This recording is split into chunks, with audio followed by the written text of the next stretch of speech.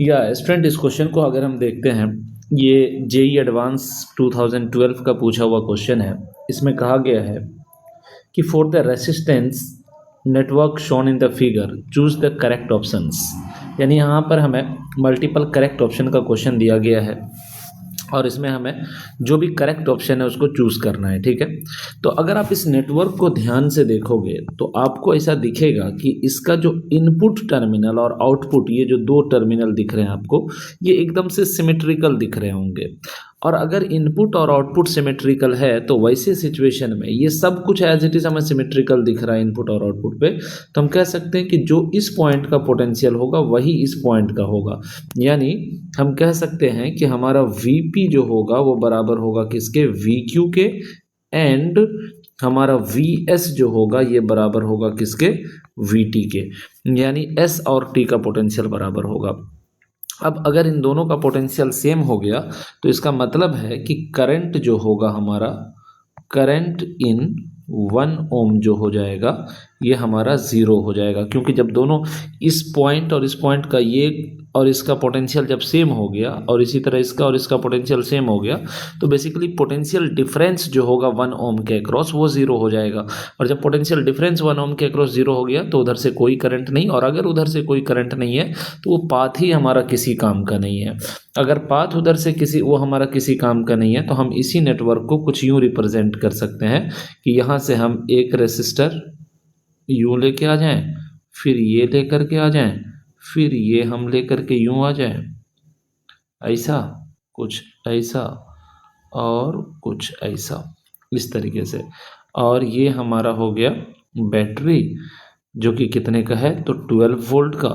और ये हमारा 2 है, 2 है, 2 है, और ये 4 है, 4 है और 4 है। इतनी बात हम यहाँ से क्लियर कट कर सकते हैं। ठीक है, अब देखिए पहला ऑप्शन जो है हमारा, the current through the P Q is 0। P Q मतलब ये 1 ओम की बात हो रही है, इसमें करंट 0, और हम बिल्कुल कह रहे हैं कि इसमें करंट 0, यानी हमारा ऑप्शन ए जो है वो एकदम से करेक्ट हो गया। सेकंड बोला है the current I1 is 3 ampere. तो ध्यान से अगर आप देखेंगे तो I1 हमें किस रास्ते पर दिखाया गया है, तो इस रास्ते पर हमारा I2 है। I1 बेसिकली ये है, I1 मतलब हमारा टोटल करंट है।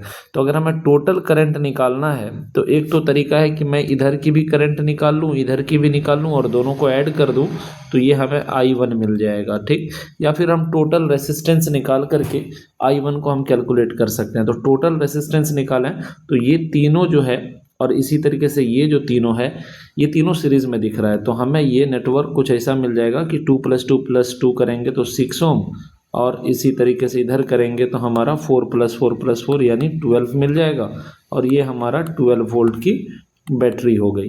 तो इसका पैरेलल कॉम्बिनेशन अगर हम करेंगे 6 और 12 का तो हमें कितना मिलेगा, तो हमें मिलेगा 6 × 12 अपॉन 6 + 12, 6 + 12 मतलब 18, 6 3 यानी 3 4 मतलब कि इस पूरे रेसिस्टेंस की जो वैल्यू आ गई वो कितनी आ गई, 4 ओम आ गई, और यहाँ पर एक बैटरी लगा हुआ है कितने का, 12 वोल्ट का। तो इसमें अगर हम टोटल करंट अब पता करना चाहें जिसकी वैल्यू I1 है तो हम कह सकते हैं I1 = 12/4 यानी कितना आ जाएगा, 3 एम्पियर। तो हमें दे रखा है कि I1 = 3 एम्पियर, तो बिल्कुल ये सेकंड बात भी एकदम से सही हो जाएगी। ठीक, अब उसके बाद कह रहा है कि the potential at S is less than at Q।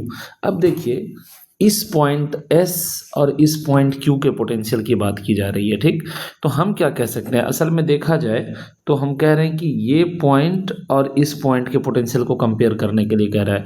तो अगर बैटरी का इधर पॉजिटिव है और इधर नेगेटिव है तो मैं ऐसा मान के चल सकता हूँ कि ये टर्मिनल 12 वोल्ट पर है तो ये 0 वोल्ट पर रहा होगा, और अगर ये 12 ये 0 है तो मैं कह सकता हूँ यहाँ पर भी मैं 12 कह सकता हूँ और यहाँ पर मैं 0 कह सकता हूँ। ठीक है, अब अगर आप ध्यान से देखो तो आपको क्या दिखेगा कि ये वाला पॉइंट जो है P, वो P जो है अगर हम इधर से चल करके जैसे जैसे इधर की तरफ जाएंगे हमारा पोटेंशियल डिक्रीज होता चला जाएगा।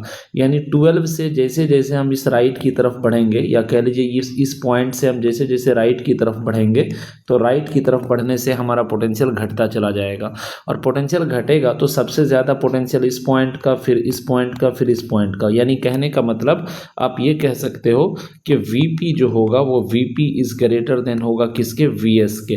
अगर वीपी वीएस से बड़ा होगा तो इसका मतलब है कि वीपी बराबर, तो सर हमने कहा है कि वीक्यू है, यानी कि वीक्यू भी क्या हो जाएगा, वीएस से बड़ा हो जाएगा, यानी एस का पोटेंशियल लेस देन होगा क्यू से, यानी सी बात भी एकदम से सही हो गया। ठीक, अब I2 की बात कर रहा है तो थोड़ा सा इसको हम साफ कर लेते हैं। अब हमें I2 की बात कर रहा है कि I2 में कितना करंट होगा ये जरा पता करिए। तो अगर हम I2 की बात करें, यानी इस रास्ते पर करंट की बात करें, अरे यार भाई ऑन हो जा, हाँ, इस रास्ते पर करंट की अगर हम बात करें तो बेसिकली हमें इधर से बोला गया है करंट निकालने के लिए। यहाँ से सप्लाई 12 वोल्ट का दिया गया है, तो इस पूरे नेटवर्क को जो वोल्टेज मिला होगा 12 वोल्ट मिला होगा। तो अगर हम I2 निकालेंगे तो I2 इज इक्वल टू पूरा सप्लाई, यहाँ से 12 वोल्ट इसको मिल रहा है क्योंकि पैरेलल में कनेक्टेड है, तो वी कैन से 12 अपॉन ये पूरा रेसिस्टेंस 6 ओम हो जाएगा। तो हमारा I2 जो आ जाएगा 2 एम्पियर के बराबर आ जाएगा, यानी इस रास्ते में जो करंट है वो 2 एम्पियर है।